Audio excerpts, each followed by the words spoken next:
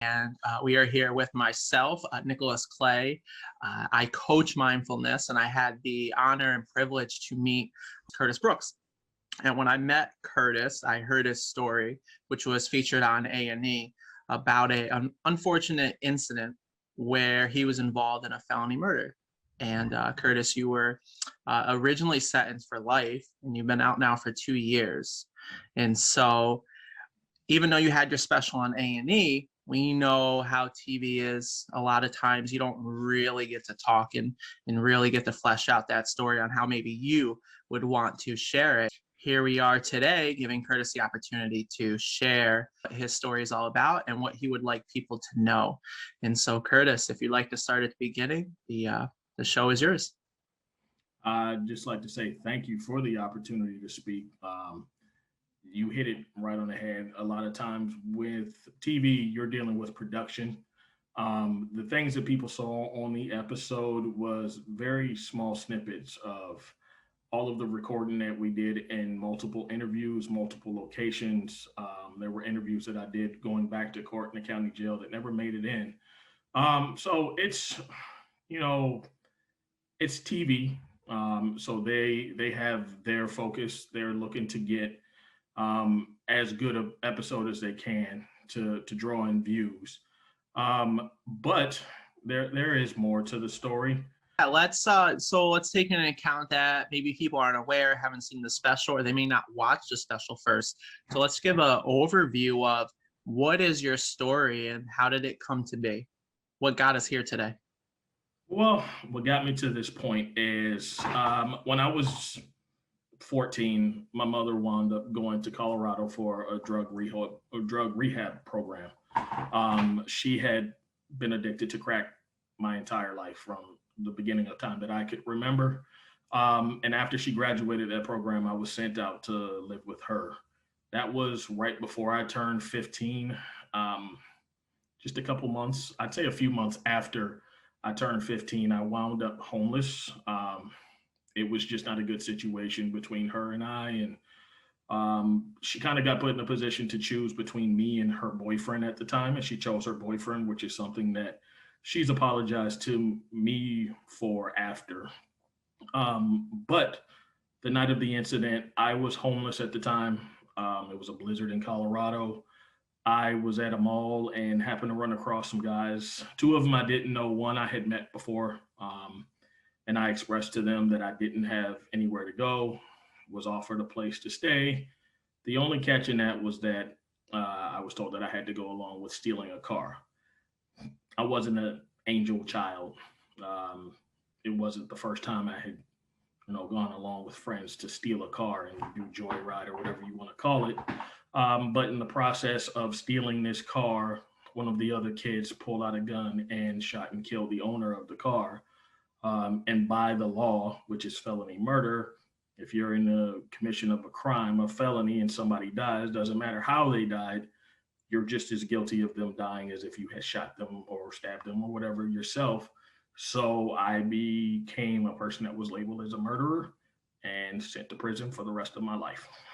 Yeah, so let's do a recap here because, watching that interview, a couple things stuck out as far as how the narrative was done. And I want people to really understand the situation you were in as a 15-year-old boy. You were with your mother, who chose her boyfriend over her son. You're 15 years old. So if we take a pause to think how young 15 really is, even though at 15 we may think we're grown.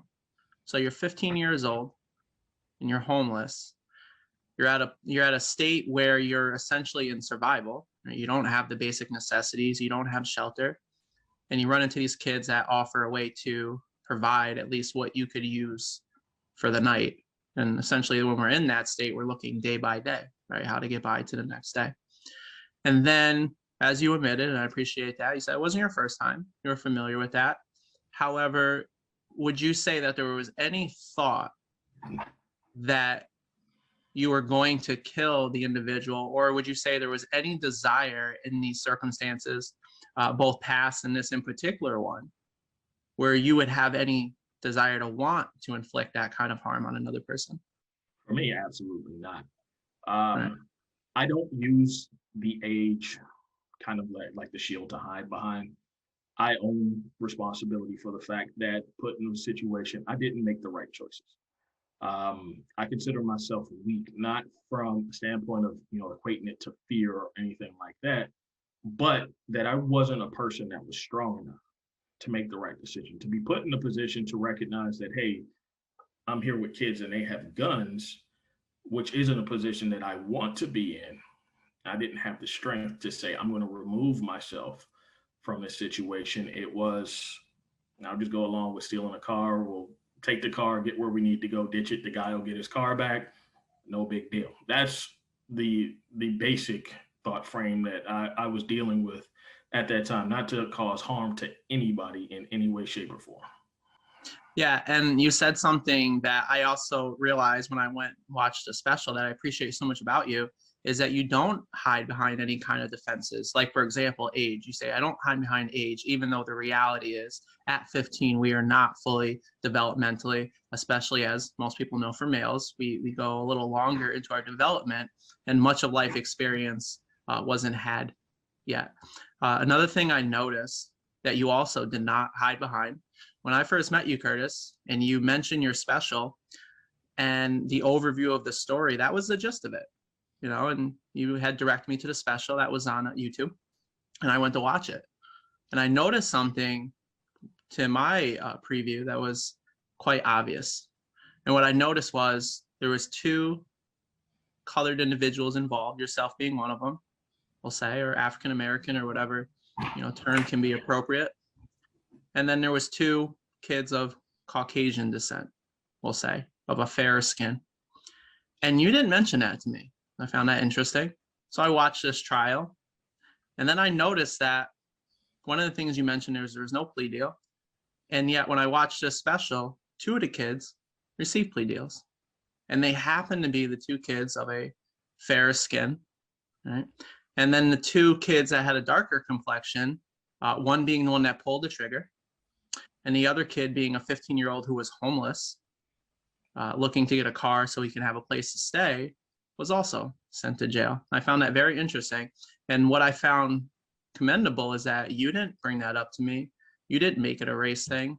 And when I mentioned to you the first time, you even said that at the time you didn't make it a race thing and didn't want to make it a race thing. And I found that very admirable. Is there anything more you'd like to share about that, or just as yourself as an individual? Because something that I would really like people to know is Curtis does not hide behind defenses. He really does own and take responsibility for himself, regardless of the circumstances, even if there's obvious bias against him.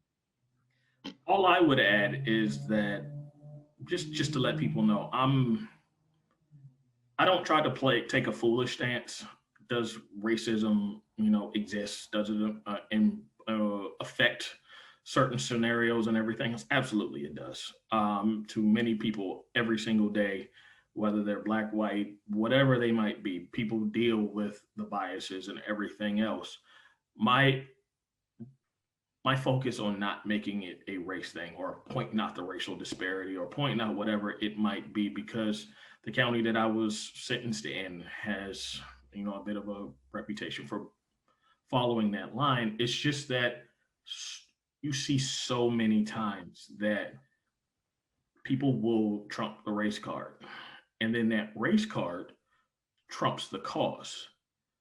And it becomes about the agenda of the racial aspect of it and pushing the racial aspect of it, when really the root cause is what should be focused on. And in my case, the root cause is me. It's not about the district attorney. It's not about the people that decided to offer plea deals to these other guys or offer plea deals to one because, in their words, he was too small to convict. My focus is me. I look back on that time and say, where I went wrong. What could I have done better? I spent time when I first went into prison blaming everybody else. I was mad at the world. I thought the courts had screwed me to give me a life sentence and all of this other stuff. And it took me time to sit down and reflect and realize The only person that was responsible for where I was me. If I had made different decisions, put myself in better positions, I would have never been there. It's possible that if I had made the right decisions, Christopher Ramos wouldn't have wound up shot that night. That's a Yeah. burden that I carry with me and a responsibility that I care. So I'm not going to throw a race card out there to cover up the real underlying factors. And that's me. Yeah, and it's amazing you said that. As someone who coaches mindfulness, getting to the root cause is exactly what I do. And it's getting past the stories that people use as a deflection to find out what's really there. And just, it's amazing on the stand you take for yourself, because that was one of the, if you haven't, anyone hasn't watched the special, that was one of the reasons. That's when I knew and gave you a lot of credit, Curtis, because that was the legit reason. He was too, or at least what was aired on TV. And as you confirmed, he was too small to be sentenced. Yet Curtis, from my understanding, who had no criminal record at the time, was perfectly fine to be sentenced to have his life spent in jail at 15 years old. And I think, correct me if I'm off here, the official sentence is when you were at 17. So you're now a 17-year-old young man who is now going to be incarcerated for the rest of your life for a murder that you did not pull the trigger to and had no intention of committing. And I'll ask you this.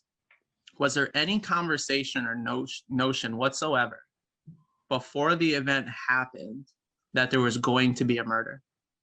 No, there was no intent to kill anyone. There was never a discussion to say, we're going to come up on somebody that has a car and just, shoot and kill them and take their car. No, the extent to which I was committed was literally, we're going to steal a car. That was it. So here you are in a situation where there's, for most people would agree that there is obvious racial bias. You're in a circumstance that puts you in a more desperate situation. And there's a lot of things that you could have blamed. And as you said, you did at first, and came to terms to be able to take that responsibility for yourself, where some people never come to terms for that. So let's talk a little bit more about when you first got into jail. Like, there must have been so many things going through your mind. What were you going through when here you are now facing life in prison for a trigger that you didn't pull? I mean, obvious inner turmoil hitting prison.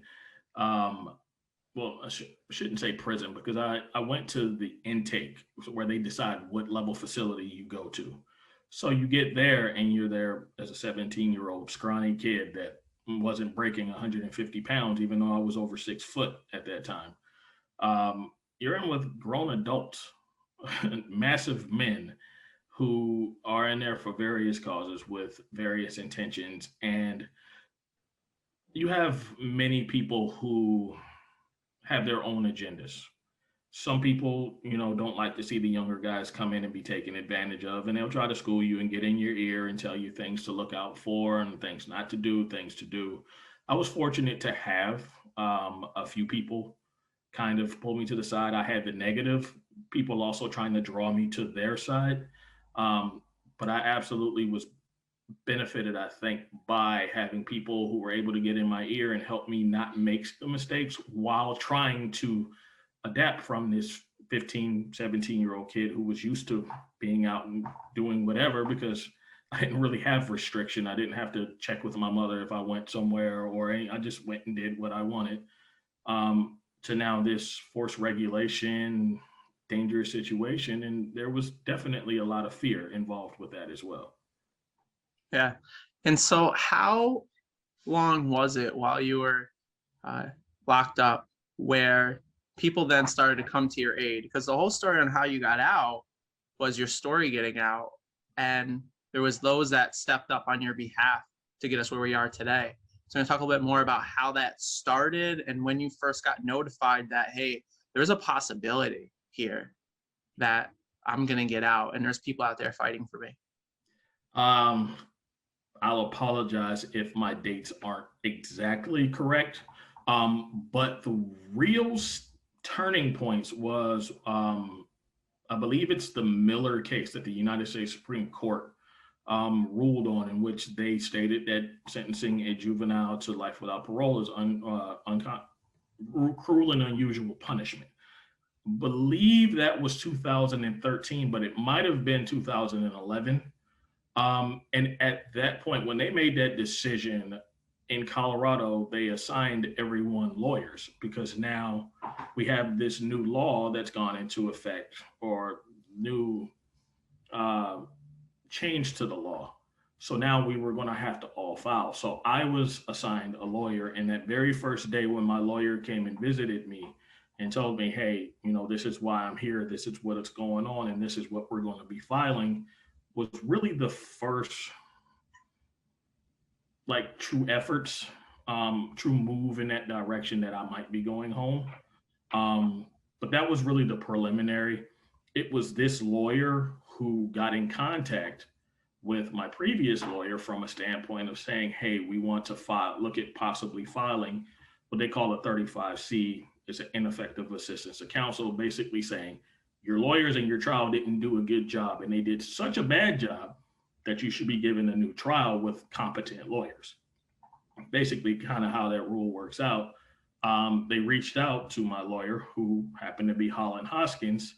She was fully in favor to say, yes, no, go ahead and file it. I'll testify that I was not the best for him and everything else.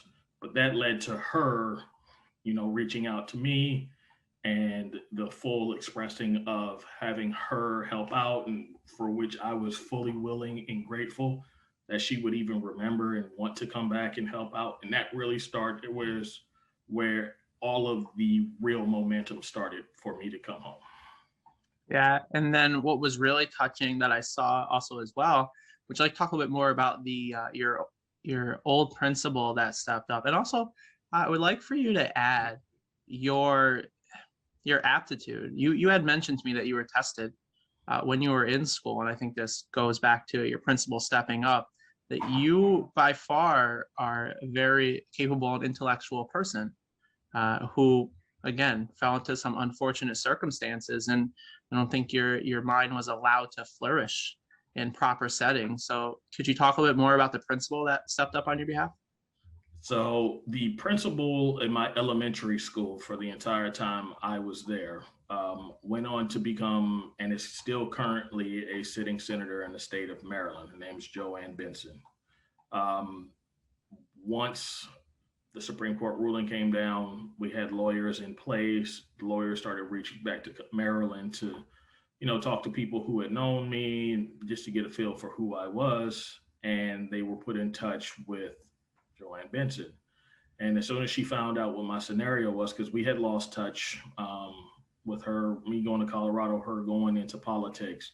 But once she found out what the circumstances and where I was, the moment their session ended that April, I remember, she was on a plane out to see me. She attended every single hearing, which is not something that I could say about family members, supporters, or anybody else. She attended every single hearing I had from that point forward. She testified in front of the Colorado Senate, where they were pushing to change the laws out there as it came to sentencing juveniles, not just myself, but every other person that might have been a juvenile. And she became really my champion. She became the person who would work, would fight. It wasn't just a person saying, hey, I believe in Curtis Brooks, I support Curtis Brooks. She was there. She was going out and getting flyers and petitions signed, and doing things like that. What you're referring to before is something that she brought up more recently that I didn't really know about. And it was during my time in elementary school. I think she said about the fourth grade, they had me tested for what they call TAG, which is talented and gifted. She apparently still has the record somewhere that she said she could find. But what she told me was, after the test, they presented the information to my grandmother, and my grandmother refused to sign paperwork, which would have moved me into, I guess, that program, or whatever that program looked like, for accelerated learning. Do you think if you were moved in that program, there would have been a significant butterfly effect that would have pivoted your life?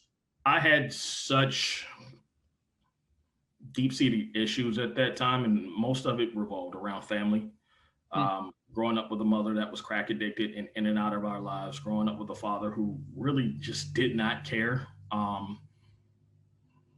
I would see him periodically, and it was almost like he was forced to do those. He wouldn't, do them on his own. He had to be called and told, "Hey, come get your son and spend some time with him," and then I would see him. So, and the rest of my family structure really isn't good.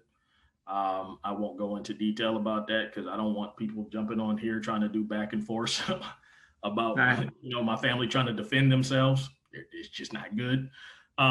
So I had those issues where I definitely felt like from a very young age I was on my own. I was alone. Adopted the mantles of I have to be tough, show no fear. I'm on. I got to look out for myself. So I didn't come from the strong upbringing, which really gives you the backbone to launch into something like that. To say, I'm going to fully give myself to this program and try to push my education with the support of family and everyone else behind me who's going to encourage me when it gets difficult or hard to keep going and overcome any obstacles. But I don't know that it wouldn't have either. I can say once I started really tantalizing my intellect in prison and starting to learn and getting out of fantasy books and things like that and getting into nonfiction and philosophy, I had a brain that just craved more. No matter how much I learned, no matter how much I studied, I wanted to learn more. And I drove myself hard on that. Yeah, and let's expand just slightly on the context of you having the experience, whether it was true or not. It was very real for you, and I think it was both a real experience and a truth that you didn't have the support around you. I think many people in society were very quick to judge and say that's a bad person, and I'm sure for a lot of people, Curtis, you were, and maybe some today, Carrie, are a bad person. Yet that principle that knew that young child knew enough to know this is not a bad person. This is a gifted child who is in a circumstance that doesn't have the proper support in his life. And she made a very big stand for you. My question is now, would you say that while being in what we say the proper term, were you in jail? So you were never actually in a prison? Was it in a jail you were in? No, I was in prison. Okay. The distinction I was making is once you're in jail while you're in court. Once you're sentenced, they send you to kind of a in between facility where they make the discretion of whether or not you go to the highest level facility or you go to a lower level, lower custody facility. So I was only there for a few weeks before I was sent to prison, and they sent Okay. me to the highest level prison. Okay. Highest level prison, 17 years old, trigger you didn't pull. Now, would you say that in prison, and I'm not asking you to advocate for everyone, I'm not asking you to advocate for certain individuals. I'm asking that, would you say that there were others that you would propose fell under that same aspect of not necessarily being a quote unquote bad person? They also had similarities about their backing where they didn't have the support around them either, or they come from homes where parental guidance was missing, or there was turmoil around them. Would you say that was a common thing? And I'm assuming that you got to know some people while you were there.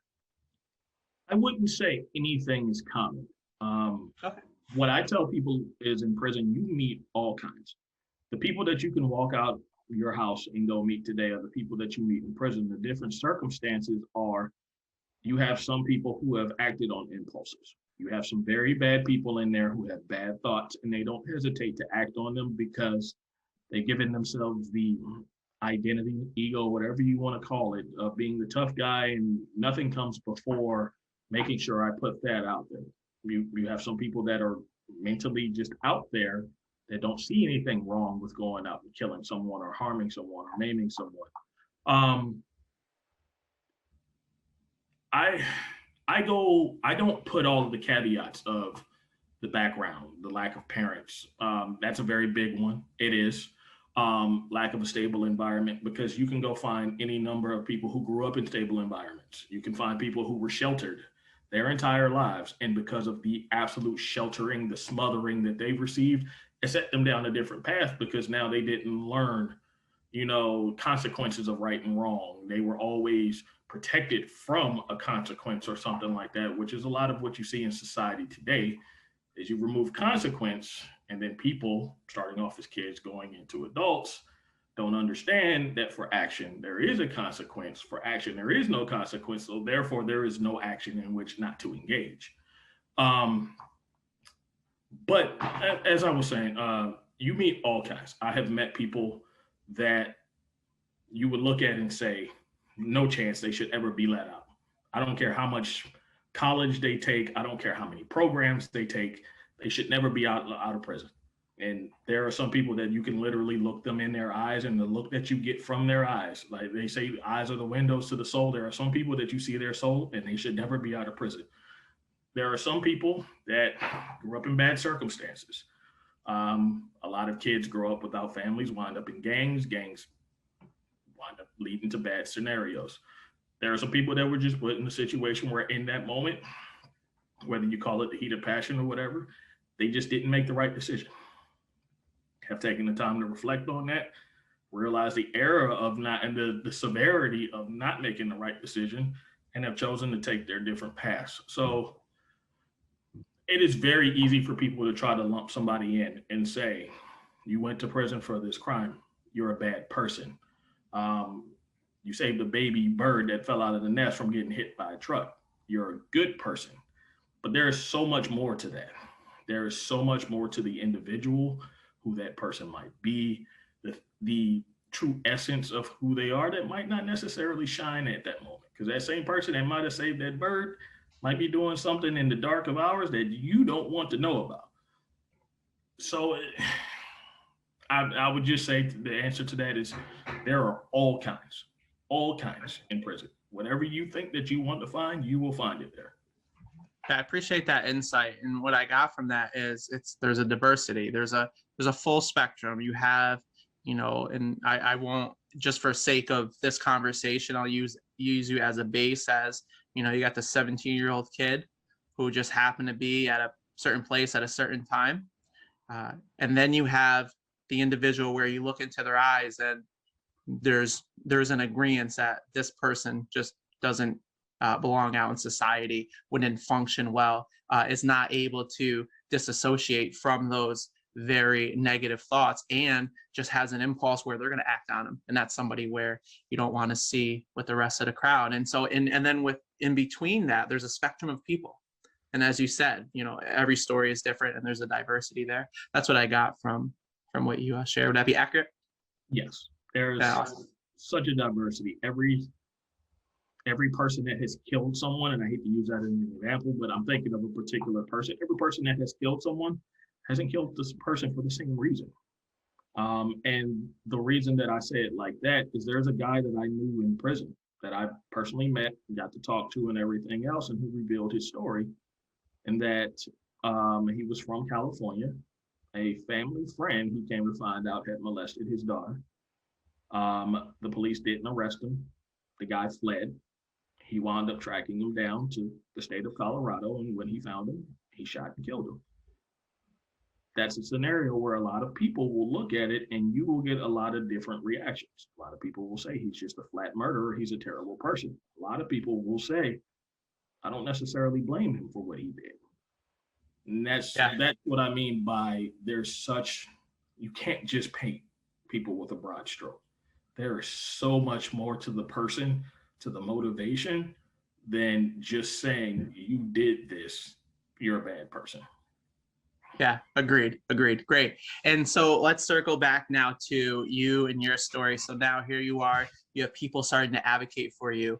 Your old elementary school principal now is making a stand and doesn't even skip a beat, which says more than the rest of the support that you have around you, which is fantastic. So now, how does this now start to unfold? How does the rest of the process go, even leading up to, them telling your story on A&E? I don't really think aside from personally inside, like the hope that it created, and everything else, I don't really think that it created this paradigm shift. I was already a person who was focused on, and I can't tell you why. People will always say, "How did you hold on to hope?" I don't really know that it was hope as much as stubbornness to say that I'm not going to die in prison. I was literally trying to prepare myself for the day that I went home. I wanted to be educated. I used to sit down and literally, a form of education I would do about myself is asking people who were recently from the streets, older guys who had lived, had families, had kids, held jobs, everything else, and like pick their brains about life because I wasn't able to live it. Wasn't able to be out here paying bills. I wasn't out here worrying about car insurance and everything else. So I would ask people from different parts, and they would come from different states and everything else, and I would pick their brains about life, about relationships, about just being out living. And it was all so that I could prepare myself. So while this process is going, I'm still doing the same things I was already doing. I'm now just doing it, I guess, at an accelerated state to say, well, I might not have the time that I had before, and I need to make sure I'm ready. So, with all of the fighting, a person that hasn't been mentioned yet is one of my jurors, Bruce, who he came and asked to visit me, and we sat down and talked. And after visiting, he showed up and he testified at the bill hearings for the Senate. He came to every single one of my hearings, and he even showed up to my wedding. Has been one of my biggest advocates since that time, and is a person that I actually consider a friend. And people laugh about that because this is one of the people who decided to send me to prison. But I don't blame him for that. Again, I blame me for putting myself in that position. If I hadn't, he would have never been able to send me to prison. Well, I'd like to make a comment on that, and I'm happy you brought that up because one of the things that I saw in this special that, again, coming from a place of mindfulness was concerning was the response from the district attorney and how his focus was on how this reversal would take away the hard work of the jurors, never mind the 17-year-old life. And the reason why I bring that up is not to put the spotlight on him. Let's go back to that one juror. It was, I think it was him in the video, and there was one other one, and I'm sure it's not just these two, that also said that there was information withheld. And had they actually gotten that information, there have been multiple jurors that said they could not have convicted you for that crime and would not have. So, I can see that friendship and nothing odd from it, because yes, they voted and agreed to put you in prison with the information they had. So take that for what it's worth. Now, you're going through this process. How long did the process take from the moment you got notified, hey, this is a possibility, to the moment you walked out of that prison? What was the time frame of that? I said, I believe the Miller ruling came down in 2013. It wasn't until 2019 that I actually walked out. Wow, 6 years. 6 years. And as you're shooting this special, I'll bring it up because I think it comes up, and you and I even had a little talk about it. There was this little smirk, right? That got. I won't smirk now. I don't want to get. It's a different smirk now, right? But there was a little smirk there, and it caused, I'm sure, reactions from people. And I think a lot of people have an ignorance of that setting, what's going on, the fact that your whole circumstance and your whole experience. And you don't have to. I bring it up because it comes up. Would you like to comment on it and where that came from or what it meant, or because there's a little. I will go ahead and I will explain the smirk for anyone who thought that there was anything negative behind it. In agreeing to do with the A&E episode, we didn't really know what the angle of A&E was. Like, we didn't get the full rundown of, hey, we're doing all of these stories and this is what we're focused on. This is what we're going to present. It was literally A&E is looking to do stories on juveniles. Are you interested in doing it? So then we had personal conversations, but I also had, my internal thoughts about what's the agenda. What are they after? Are they going to come in and really try to tell the story and give me what I was looking for, which was a chance to really broadcast my story? Because in Colorado, I would see many people wind up in the papers. They were winding up on the news. They were doing radio shows, and these were guys that had shot somebody in a gang drive-by, guys who had killed their parents. And I'm looking and seeing the cases that are being presented for the public are actual killers. Why not take somebody that hadn't actually killed somebody and present it? So that was my focus. My agenda in this was to get the story out. But I don't know what their agenda is. So while I'm being questioned, I'm really paying attention to not what they ask, but what's the motivation behind the question? What are they really trying to get at? Because it's not always just the answer. They have an agenda, a focus for why they're asking the question. So the question came up, and we were actually talking off camera a bit about basically what's deserved. And I told them, like, I don't believe anybody really deserves anything. You can put yourself in a position, you can work and everything else to where you can feel like you've earned it. When you talk about deserve, for me, that's a hard one. So then they asked me the question, and I believe verbatim it was, what do you feel like you deserve? Mm. I smirked because to me it was that aha moment. This is the question where you're trying to catch me, because I see that as a question that they can ask you 100 times and you can answer it wrong 99. Mm-hmm. So that was, maybe there was a little bit of, I don't want to say smugness, but of, oh, you think you got me, but I'm smarter than this. I'm already on to you and I've been waiting for this. So that's where that smirk came from. It was, you think you got me on this one, but no, I'm not going to fall into this trap and look like one of these guys that's sitting there and talking about, I deserve this and I was 15, so I don't deserve anything. Yeah, awesome. Yeah, appreciate it. And so they shoot the special, you go through, 6 years go by, and you get let out. Let's talk to this point. You had mentioned to me, because when I watched the video, I got emotional. I teared up with that phone call when they were going through the governor's. Do you remember what that was called again? I forget what they call these. The clemency orders. Yes, they were going through the clemency orders, and then they're looking for you. And in my head, my tech is like, why don't they just hit Control F and they can just find this? That's neither here or there. Okay, they find your name, and you get let out. Now, I felt that heartfelt.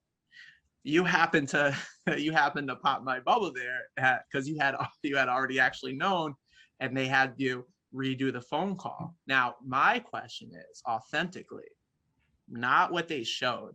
What was it like, Curtis, when it was the first time for you, when you actually got that experience that it was going to happen?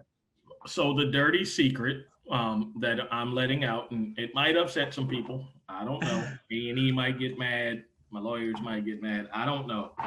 Is we shot the whole conversation with me, we got your order, so you're getting out and everything else on a Friday. I found out on Tuesday through a phone call with the governor's office that they had decided to take the chance on me and allow me to have a second chance in society. So that for me, when I found out, was kind of I remember sitting at the phone for a minute after I hung up and just kind of staring off into space. And then I just went to my room and really just started like playing out okay, I'm going to get this chance. What do I want to do? So then my mind goes to my release date and what am I going to do and what do I want to do first and what's my focus? And it was very exciting, but I'm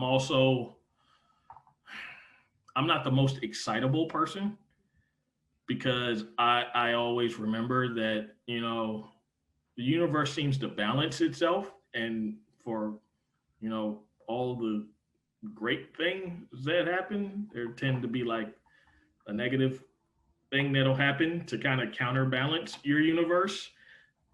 A lot of people will say that that was the positive for the negative. I don't know, but I'm always the person that says that just because everything looks great right now doesn't mean that it's going to stay that way. So I need to get to the finish line and know that the race is over before I start celebrating.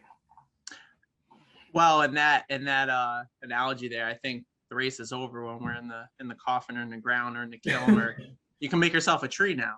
So No, uh, I mean, I just look at it in a scenario of football players. How many times have you watched a football game? And I'm saying that 'cause Super Bowl's today, yeah, and yeah. people are 15 yards ahead of everybody, and they start celebrating, and then they drop the football.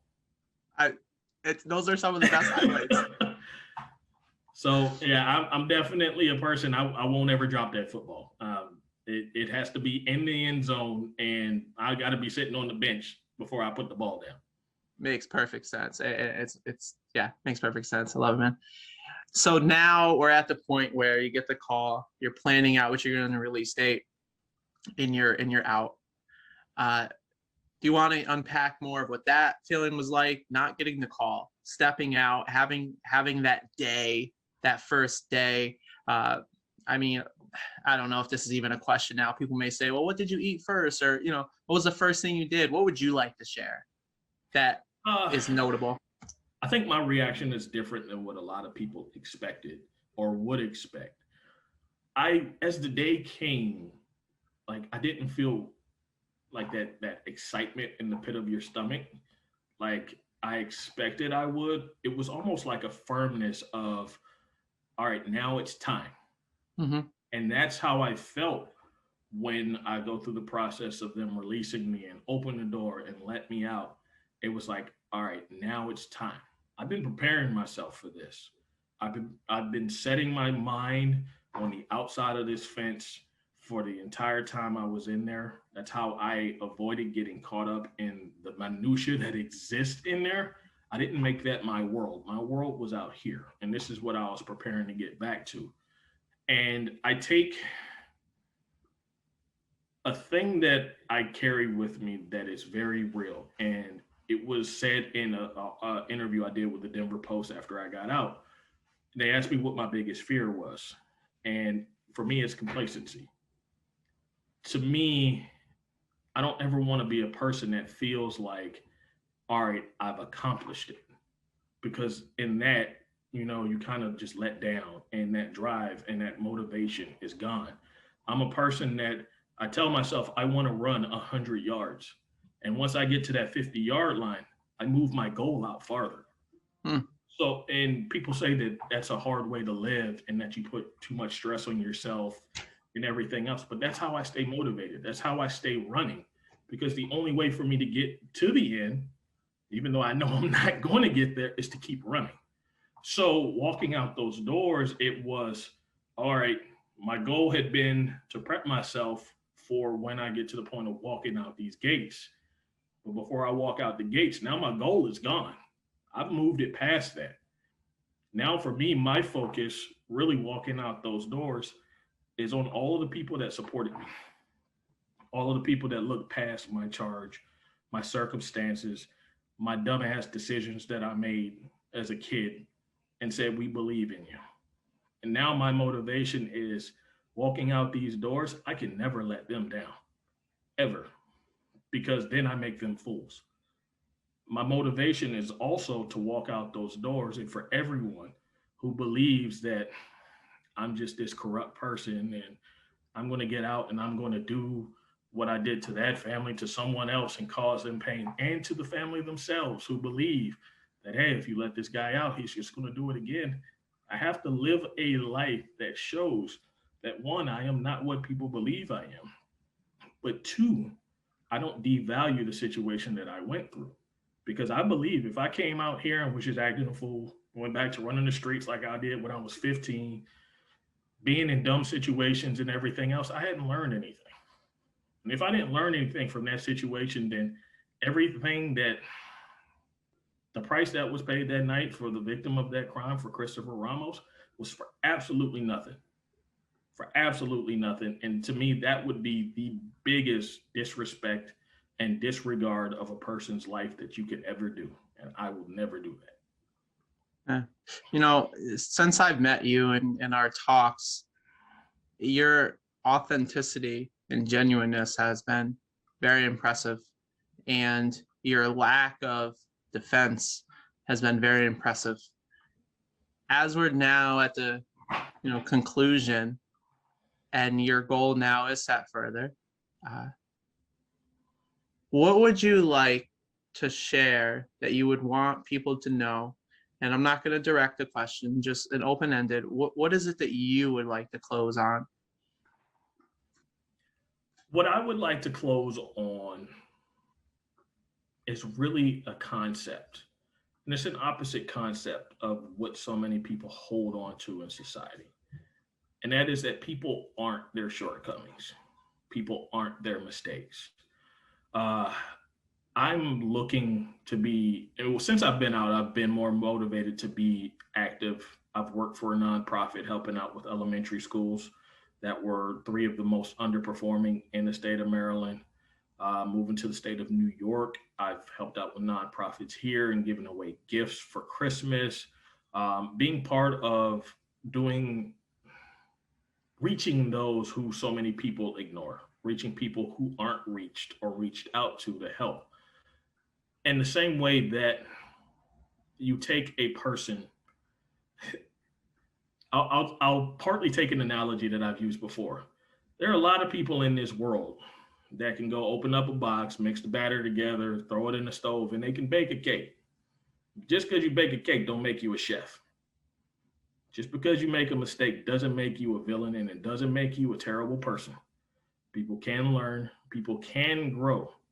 And if it takes me to advocate, it takes me to be the example for people to learn and to understand that a person can make a mistake and grow and learn from it, for them to turn around and look at the next person who made a mistake and say, hey, there's a chance that he can learn, he or she can grow from it and become a better person, then I accept that mantle and I accept the burden that comes with it. All the scrutiny, all the eyeballs, everything else that comes with it, I accept it. Yeah, that's great, man. That's great. We'll end there. So, scene. Awesome, my friend. Awesome.